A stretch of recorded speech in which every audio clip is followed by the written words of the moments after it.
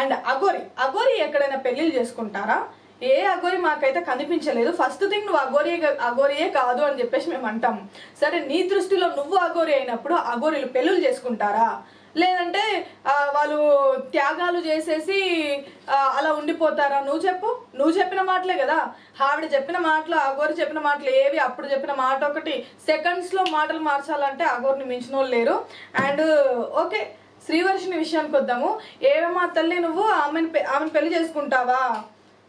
ఏముందని చేసుకుంటావు? నాకు అర్థం కాదు. సరే, నువ్వు ఫిజికల్ యాక్టివిటీస్ వదిలేద్దామా? ఫిజికల్గా నాకు అది కాదు ఇది కాదు, ఓ చాలా జెన్యూన్ అంటున్నావు. అంటే ఇప్పుడు ఉన్న అబ్బాయిలందరూ జెన్యూన్ కాదా నీకు?